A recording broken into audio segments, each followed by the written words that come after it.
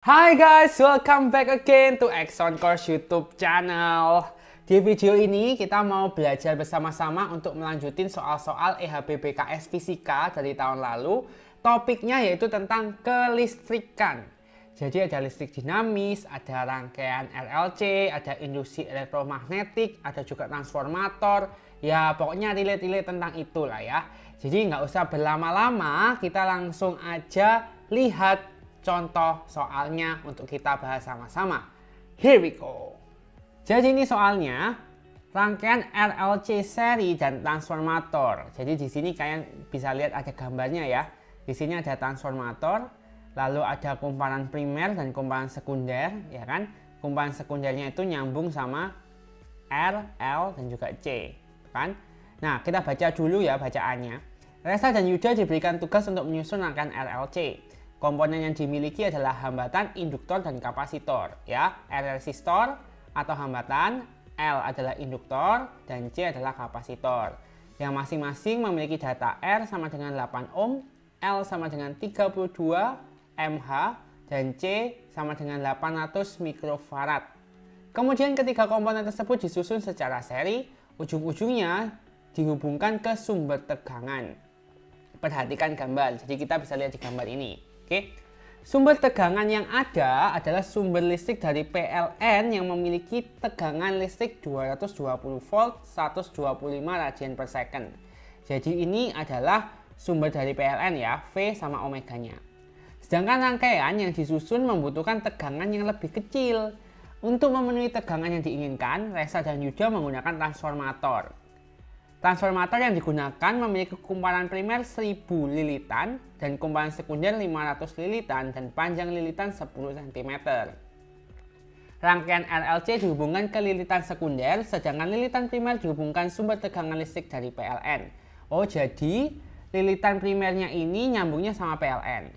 Itu artinya VP-nya ini kan V-nya PLN nih tadi ya, 220 volt. Oke. Nah, teman-teman kalau kalian lihat nih ya, transformator ini step up atau step down. Kan transformator itu bisa untuk menaikkan tegangan atau menurunkan tegangan kan. Kalau kalian lihat di sini, lilitannya yang primer itu 1000, yang sekunder 500. Itu artinya apa? Artinya dia itu step down, menurunkan tegangan. Oke. Nah, sekarang pertanyaannya dulu. Perhatikan bacaan di atas.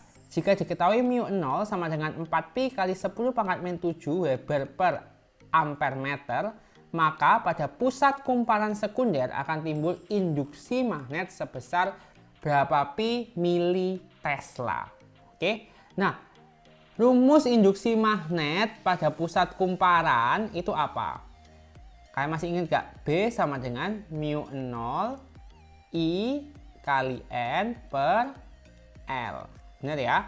Nah, I-nya sama N-nya berarti punyanya kumparan sekunder.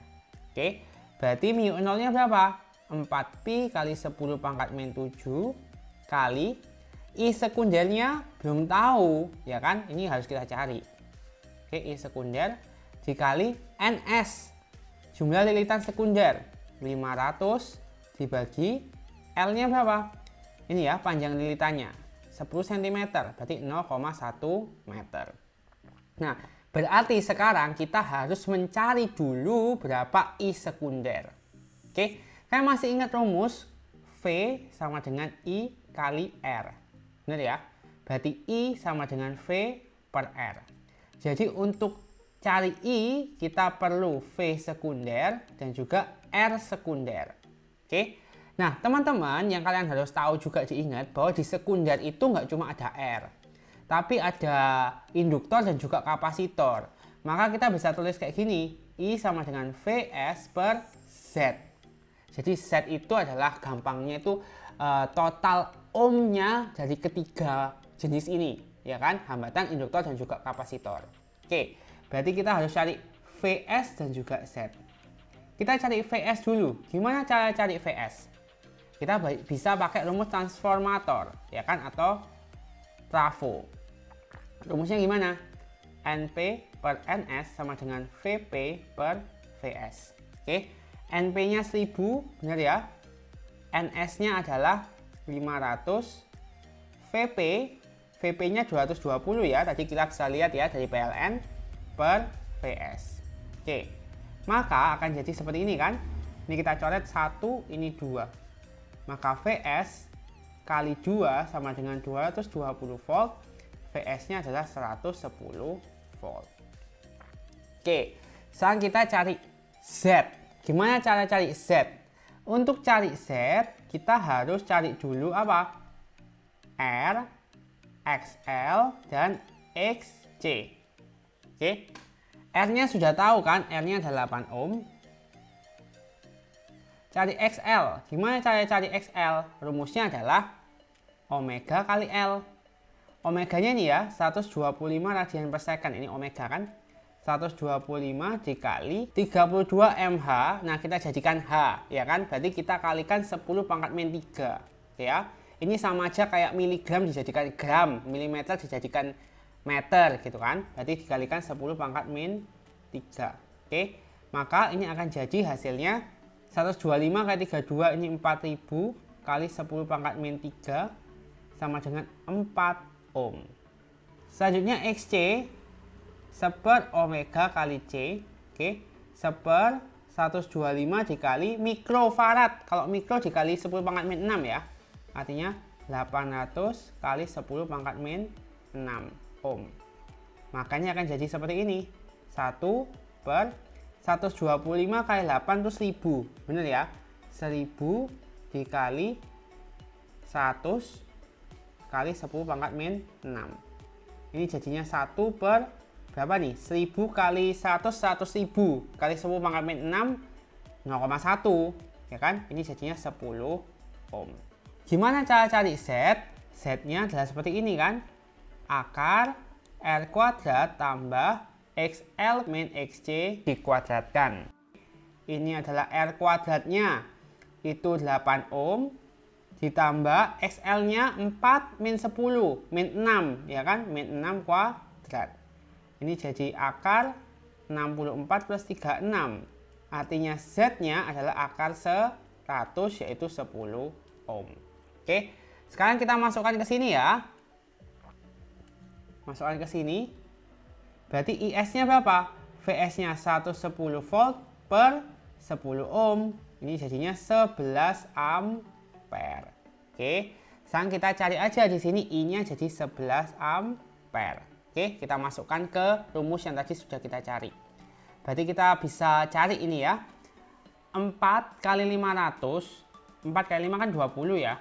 Jadi kan 20, sisa 02 di sini, 10 pangkat 2, kali ini ya, pi, kali 10 pangkat min 7, kali 11, 0,1 naik ke atas jadi 10. Oke, jadinya kayak gini, 20 kali 11, 220 dikali 10 pangkat berapa nih? 10 pangkat 3, ini kan 2 sama 1, kali 10 pangkat min 7, kali 10 pangkat min 4 kali pi ya. Sama dengan 0,022 pi Tesla. Tapi pertanyaannya di sini dalam mili Tesla, berarti kita kalikan 1000. Oke, jadinya berapa? 22 pi mili Tesla. Jadi jawabannya 22. Nah, berikutnya soalnya ini sama, cuman ini kita diminta kesimpulan. Oke. Ini nggak ada tulisannya jawaban lebih dari 1, berarti jawabannya cuma 1. Oke, sekarang coba kita cari satu persatu ya. Di sini pertanyaannya kan gini.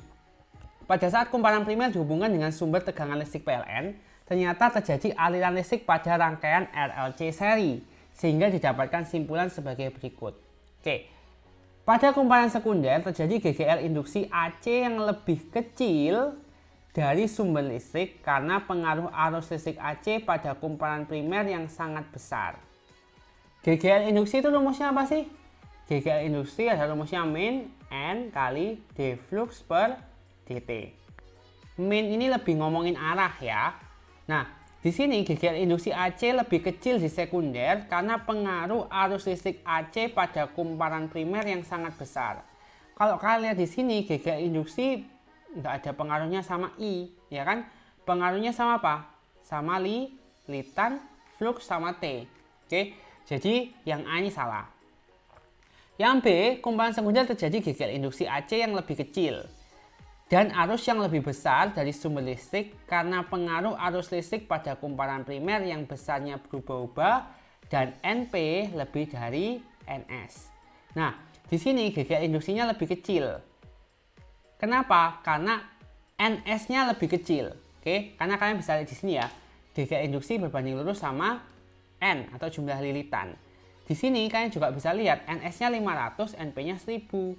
Berarti NS-nya lebih kecil. Kalau NS-nya lebih kecil, GGL induksinya juga lebih kecil. Oke. Di sini dikatakan juga arusnya lebih besar dari sumber listrik karena pengaruh arus listrik pada kumparan primer yang besarnya berubah-ubah.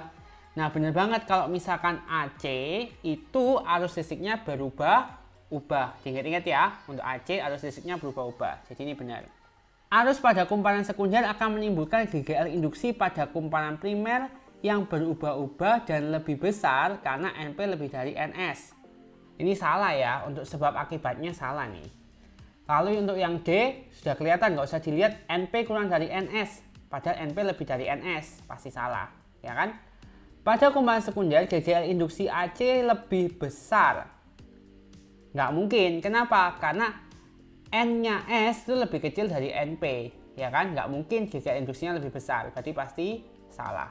Berarti jawabannya adalah yang B.